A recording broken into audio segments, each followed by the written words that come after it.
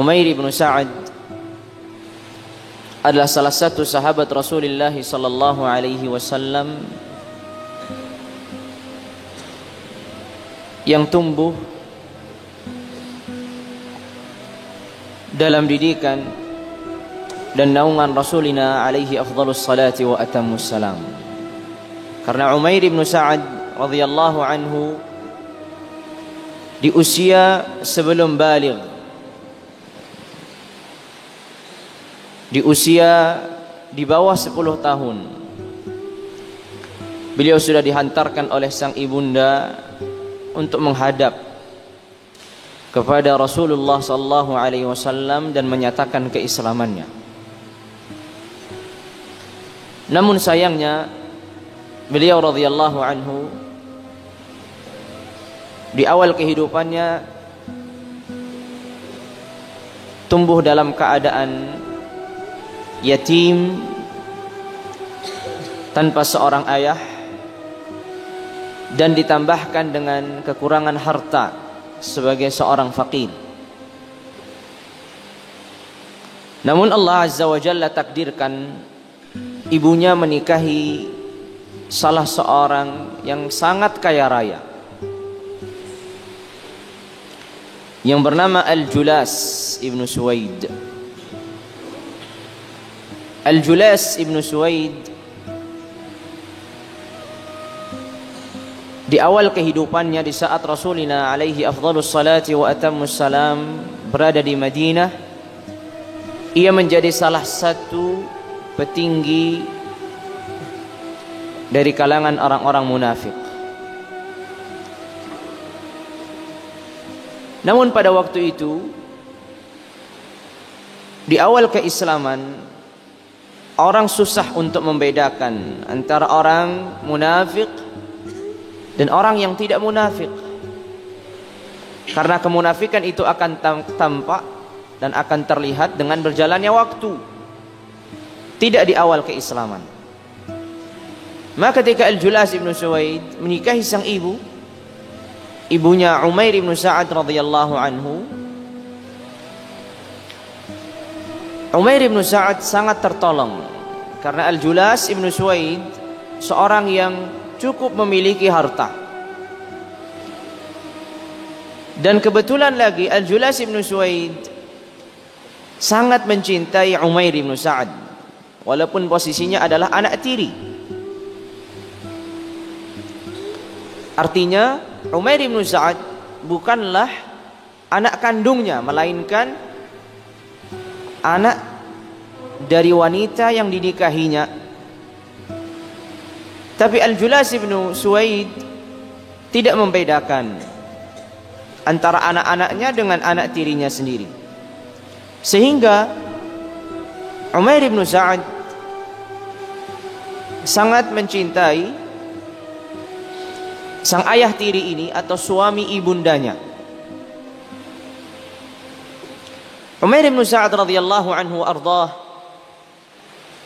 semakin tumbuh dewasa dalam naungan Islam dan kedekatan dengan Rabbnya.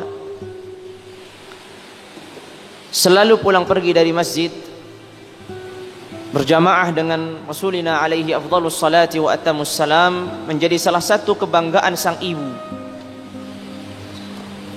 Tapi pada suatu peristiwa membuat Umair bin Sa'ad radhiyallahu anhu ardhah berubah. Kecintaan terhadap ayah tirinya seketika berubah.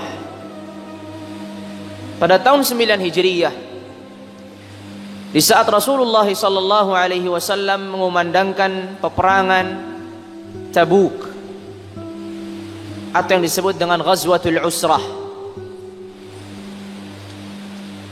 Rasulullah sallallahu alaihi wasallam menyerukan kaum muslimin untuk menginfakkan hartanya dan mempersiapkan untuk perjalanan yang cukup jauh dari kota Madinah sampai perbatasan negeri Syam. Di musim panas, di saat kaum muslimin kekurangan bekal, maka disitulah Rasulullah SAW menganjurkan kepada para sahabat untuk memberikan yang terbaik. Maka Abdurrahman bin Auf datang membawa hartanya, Utsman bin Affan datang membawa hartanya, Abu Bakar As-Siddiq, Umar bin Khattab, dan para sahabat semuanya mendatangi Rasulullah sallallahu alaihi wasallam dengan hartanya. Sampai-sampai Utsman bin Affan radhiyallahu anhu yang banyak sekali menginfakkan hartanya, Rasulullah SAW mengatakan, "Ma darra Utsman ma fa'ala ba'da al-yawm." Tidak ada sesuatu yang akan menyengsarakan Utsman, mencelakakan Utsman setelah apa yang dilakukan hari ini. Saking banyaknya yang diberikan Utsman kepada para sahabat dan persiapan Rasulullah untuk perjalanan yang sangat panjang. Di saat Umair bin Sa'ad usianya masih cukup muda, ia melihat keadaan para sahabat berbondong-bondong menyedekahkan dan mempersiapkan dirinya untuk berangkat bersama Rasulullah. Maka ia datang ke rumah, kembali ke ibunya, didapatkan ayah tirinya, dan dia bercerita kepada Julas ibn Suwaid. Ia menceritakan tentang keadaan para sahabat yang memberikan, menghibahkan, menginfakkan hartanya di jalan Allah Jalla wa'ala. Kemudian Al-Julas ibn Suwaid, karena pada waktu itu masih menjadi seorang munafik, ia mengatakan ucapan yang ini membuat Umair bin Sa'ad berubah sikapnya kepada ayah tirinya. Al-Julas ibn Suwaid mengatakan, kalau seandainya apa yang diajarkan atau apa yang diserukan Muhammad itu adalah sesuatu yang benar, maka kita lebih buruk daripada keledai. Yang dikatakan Al-Julas ibn Suwaid. Dan ini kalimatul kufur. Bahkan Allah Azza wa Jalla sendiri yang menyebutkannya sebagai kalimatul kufur, ucapan kekufuran. Karena Al-Julas mengatakan, kalau seandainya apa yang dikatakan Muhammad, yang diserukan Muhammad itu adalah sesuatu kebenaran, maka kita ini lebih buruk daripada keledai. Ketika Umair bin Sa'ad radhiyallahu anhu wa ardhah mendengar ucapan ini dan hatinya penuh dengan keimanan, ia sedih karena ia dihadapkan dengan dua pilihan dan kedua-duanya sama-sama pahit. Kalau dia melaporkan ucapan Al-Julas ibn Suwaid kepada Rasulullah, artinya dia telah mengkhianati ayah tirinya yang selama ini membesarkan dan memberikan segalanya kepadanya. Tapi kalau ia tidak melaporkannya kepada Rasulullah, maka artinya ia telah menyembunyikan sesuatu dari Rasulullah yang ini adalah sesuatu yang tidak bisa dimaafkan. Pengkhianatan atas Allah dan Rasulnya, kemunafikan yang sangat nyata. Lalu lihatlah sang anak, seorang pemuda yang hatinya penuh dengan keimanan. Ia harus dipilihkan antara menutupi ayah tirinya yang selama ini membesarkannya, memberikan segalanya, atau ia harus menolong Allah dan Rasulnya saat dilecehkan dan dihina. Akhirnya Umair bin Sa'ad radhiyallahu anhu mendatangi Rasulullah. Dan Umair mengatakan sebelum mendatangi Rasulullah kepada Al-Julas, demi Allah, aku akan mengabarkan ini kepada Rasulullah sallallahu alaihi wasallam. Dan benar, akhirnya beliau radhiyallahu anhu mendatangi Rasulullah dan mengatakan, ya Rasulullah, Al-Julas ibn Suwaid mengatakan ini dan begini dan begitu. Akhirnya Rasulullah sallallahu alaihi wasallam mengutuskan seorang sahabat untuk memanggil Al-Julas ibn Suwaid.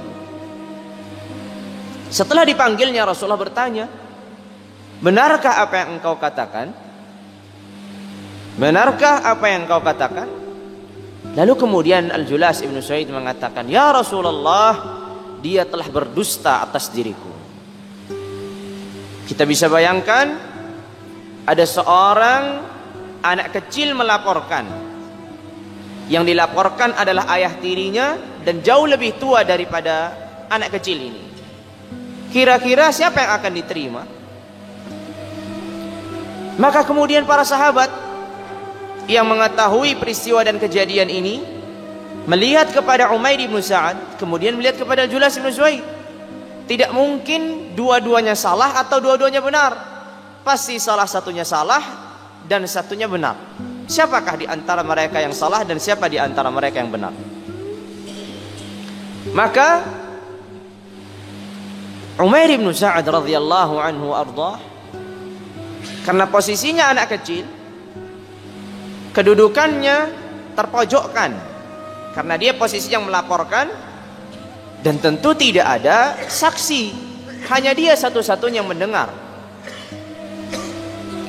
Maka kemudian Al-Julas bin Suwaid mempertegas apa yang diucapkan tadi. Ya Rasulullah, kalau begitu aku bersumpah, demi Allah aku tidak mengatakan apa yang telah dikatakan Umair bin Sa'ad atas diriku.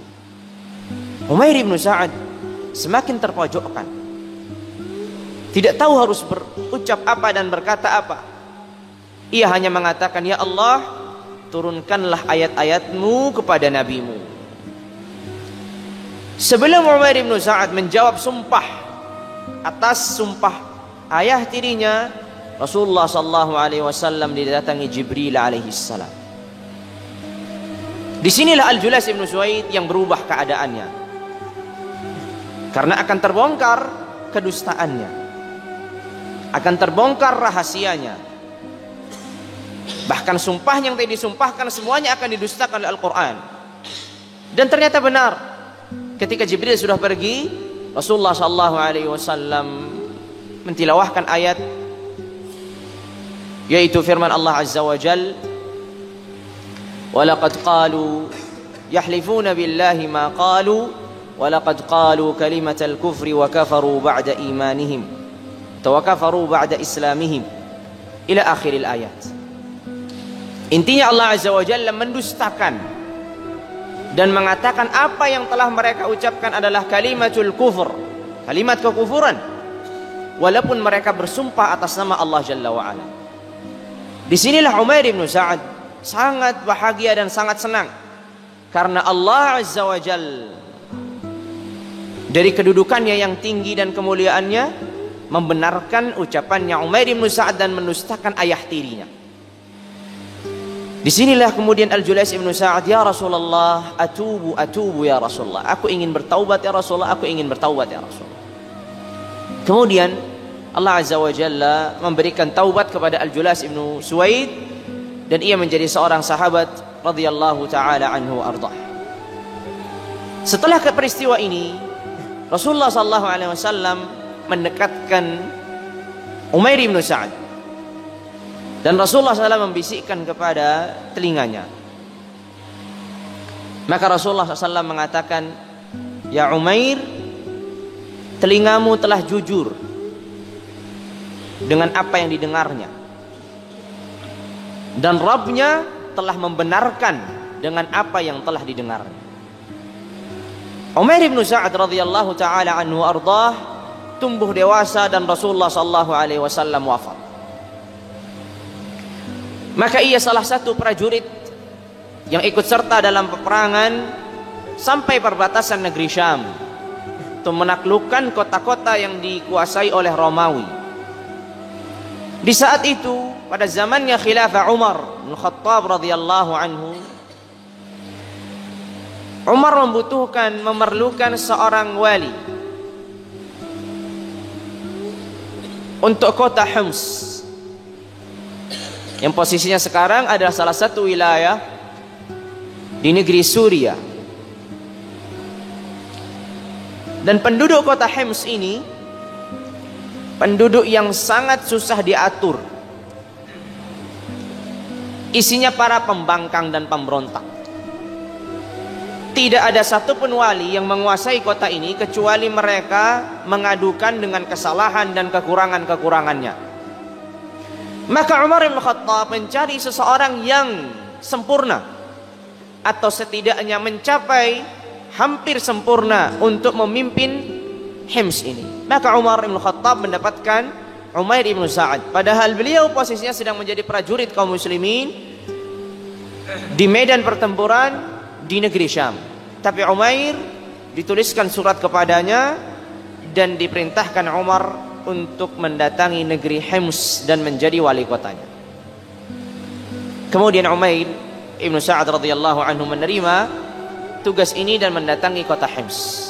Di sanalah ia mengumpulkan warga Hims dan mengatakan, setelah berkhutbah panjang lebar, ia mengatakan bahwasanya agama Islam ini adalah bentengnya keadilan dan pintunya adalah kebenaran. Saya sebagai wali di sini akan menjaga itu, karena apabila tidak terjaga maka benteng keislaman ini akan runtuh dan pintunya pula akan hancur. Setelah itu 1 tahun ia menjabat sebagai wali kota. Umar bin Khattab tidak mendengar apapun. Tidak ada laporan dari Umair bin Sa'ad radhiyallahu anhu. Tidak ada pula sesuatu yang masuk kepada dirinya. Umar bin Khattab radhiyallahu anhu menunggu kalau ada di sana harta-harta yang sisa dan disimpan di Baitul Mal di kota Madinah. Tapi mengapa tidak ada? Umar bin Khattab takut kalau Umair bin Sa'ad sudah tergiur dengan kekuasaan, karena sudah 1 tahun. Dan Umar bin Khattab adalah seorang khalifah yang sangat takut apabila para walinya ini sudah mulai mencintai kekuasaan. Maka Umair bin Sa'ad radhiyallahu anhu dicopot oleh Umar. Dituliskan suatu surat kepadanya, ya Umair, apabila telah sampai surat ini kepadamu, maka kembalilah ke kota Madinah dan bawalah apa yang kau miliki dan dari apa yang disisakan kaum muslimin di negeri Hims. Karena di negeri itu Umar bin Khattab tidak pernah mendapatkan apapun. Padahal sudah 1 tahun lamanya ia menjabat. Kenapa tidak ada harta yang dikirimkan? Kenapa tidak ada sesuatu yang disimpan di Baitul Mal? Dan tidak ada laporan sama sekali. Maka Umair ibn Sa'ad radhiyallahu anhu menyiapkan perjalanannya dengan bekalnya dan tombaknya tanpa kendaraan yang dimilikinya, dan berjalan dari kota Hims sampai kota Madinah Rasulullah alaihi afdhalus salati wa atammus salam. Kota Hims saat ini adalah di negeri Suriah. Kalau ia berjalan dari kota Madinah berarti ia akan berjalan ribuan kilometer. Ia akan berjalan ribuan kilometer. Bukan saya katakan ratusan, ribuan kilometer. Mungkin ada 2000 atau 3000 kilometer. Alaihi ridwanullahi ta'ala. Maka ia berjalan mendatangi Umar sang khalifah. Umar bin Khattab radhiyallahu anhu ketika datang melihat Umair Ibn Sa'ad, ia terheran. Mana barangmu? Apa yang kau bawa dari Hims? Maka Umar bin Sa'ad melihatkan tombaknya, melihatkan bekalnya yang di dalamnya hanyalah 1 bejana. Bejana ini untuk makan, 1 bejana lagi untuk wudhu, dan sisa bekalnya. Lalu kemudian Umar bin Khattab bertanya, bukankah engkau telah diberikan kendaraan sebagai wali? Ibaratnya kalau sekarang diberikan fasilitas sebagai wali. Kata Umar bin Sa'ad, mereka tidak memberikan kepadaku apa-apa, dan aku tidak pernah meminta apapun kepada mereka. Lihat ikhwan, mereka tidak pernah memberikanku apa-apa dan aku tidak pernah minta kepada mereka apapun. Lalu Umar kembali bertanya, mana kemudian hartanya orang-orang Hims? Kenapa tidak ada tersisa sedikit pun yang engkau bawa kemari? Kata Umar bin Sa'ad, ya khalifatu atau ya Amirul Mukminin Umar bin Khattab, yang aku lakukan adalah ketika aku menguasai negeri Hims, aku mengumpulkan harta yang dimiliki kaum muslimin di negeri Hims. Lalu kemudian aku kumpulkan para pembesar di negeri Hims agar mereka mencatat, menulis orang-orang yang membutuhkan harta. para fakir, para janda, anak-anaknya orang-orang yang gugur syahid di jalan Allah dan seterusnya, untuk membagikan harta yang terkumpulkan ini. Maka akhirnya harta itu selalu habis, tidak tersisa. Maka tidak ada pula yang tersisakan untuk aku bawa ke negeri Madinah. Karena Umar bin Khattab radhiyallahu anhu terkagum dengan apa yang dijawab oleh Umair bin Sa'ad. Kata Umar, kalau begitu aku tambahkan engkau 1 tahun lagi. Engkau kembali dan aku tambahkan 1 tahun lagi. Tapi kata Umair bin Sa'ad, hayhat, tidak mungkin itu terjadi. Biarkan aku tinggal di kota Madinah, atau bahkan biarkan aku tinggal di pedalaman desa bersama orang-orang Badu, dan aku tinggal bersama mereka. Akhirnya Umar bin Khattab radhiyallahu anhu membiarkannya dia pergi meninggalkan kota Madinah dan tinggal di pedalaman desa. Setelah berapa lama kemudian Umar bin Khattab radhiyallahu anhu kembali ingin menguji Umair bin Sa'ad. Jangan-jangan Umar bin Sa'ad ini menyembunyikan harta kemudian melarikannya di pedalaman desa itu. Maka Umar bin Khattab mengutuskan seorang untuk melihat keadaan Umair bin Sa'ad. Apakah dia dalam keadaan istimewa, dalam keadaan memiliki harta, atau dia dalam keadaan miskin fakir. Dan orang yang diutuskan Umar ini diberikan kepadanya 100 dinar zahab. 100 dinar itu berarti kisaran 400 gram emas. Kalau engkau dapatkan dia dalam keadaan fakir miskin, berikan nanti 100 dinar emas ini. Kalau dia dalam keadaan mewah dan istimewa, nanti laporkan kepada saya. Maka orang ini datang kepada Umair ibn Sa'ad dan disambutnya karena ditahunya dari kota Madinah. Ditanya bagaimana keadaan kaum muslimin di sana, bagaimana keadaan Amirul Mukminin di sana. Ia menjawab dalam keadaan baik, Amirul Mukminin dalam keadaan sehat, masih menguasai dan menegakkan keadaan dan seterusnya. Kemudian orang ini tinggal di rumahnya Umair bin Sa'ad selama 3 hari 3 malam. Dan setiap harinya Umair bin Sa'ad hanya memberikan 1 potong roti. Pada hari yang ketiga, salah satu penduduk desa itu menegur tamu ini atau utusan Umar ini dan mengatakan, "Ya fulan, tidakkah engkau mengetahui bahwasanya potongan roti yang diberikan kepadamu setiap hari itu adalah makanan satu-satunya yang dimiliki Umair bin Sa'ad dan istrinya? Kamu sudah membebaninya beban yang sangat luar biasa. Kalau engkau mau, kau tinggal di rumahku, jangan tinggal di rumahnya Umair bin Sa'ad, karena dia sangat fakir dan tidak memiliki apa-apa." Lalu mendengar ucapan ini, utusan tadi membawakan 100 dinar menyerahkan kepada Umair bin Sa'ad radhiyallahu anhu. Ketika diberikan di hadapannya, kata Umair, "Ini apa?" "Ini adalah titipan dari Amirul Mukminin Umar." Kata Umair dalam keadaan yang sangat membutuhkan uang ini. Kata Umair bin Sa'ad, "Aku tidak membutuhkannya." Lalu kata istrinya, "Ya Umair, kalau seandainya kamu tidak membutuhkannya, berikanlah saja kepada kaum muslimin di desa ini yang membutuhkannya. Terimalah saja." Maka akhirnya dilemparkanlah kumpulan dinar itu kepada Umair, dan orang ini kemudian pamit menghadap Umar bin Khattab akan mengisahkan kisahnya yang didapatkannya selama 3 hari 3 malam. Setelah itu Umair bin Sa'ad radhiyallahu anhu arda membaginya 100 dinar ini kepada para fakir miskin di sekitarnya, dan tidak satu pun diambil untuk dirinya. Kemudian orang ini datang kepada Umar radhiyallahu taala anhu arda dan menceritakan apa yang terjadi. Umar radhiyallahu anhu sangat terkagum dengan kisahnya Umair.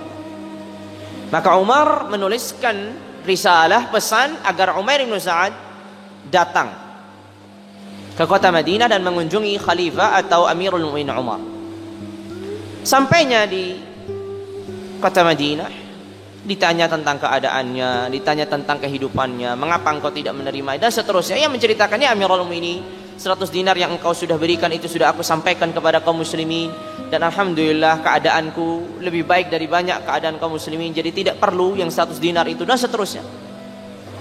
Sebelum Umar bin Sa'ad izin, Umar bin Khattab radhiyallahu anhu sudah menyiapkan beberapa baju dan beberapa makanan, gandum dan beberapa makanan yang akan dibawanya, atau ibaratnya oleh-oleh bahasa kita. Tapi apa yang dikatakan Umar bin Sa'ad? Ya Umar, ya Amirul Mukminin, untuk makanan aku tidak butuh, karena aku tinggalkan istriku dan ia sudah memiliki 2 sa' dari gandum. Aku tinggalkan istriku dan aku sudah memiliki 2 sa' dari gandum. Hanya itu yang dimiliki.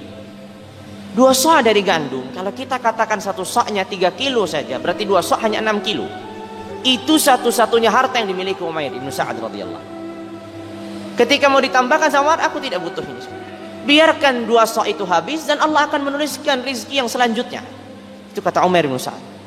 Tapi aku akan ambil bajuku yang engkau berikan kepadaku, karena hampir saja istriku telanjang karena tidak lagi memiliki baju. Radhiyallahu ta'ala anhu arda.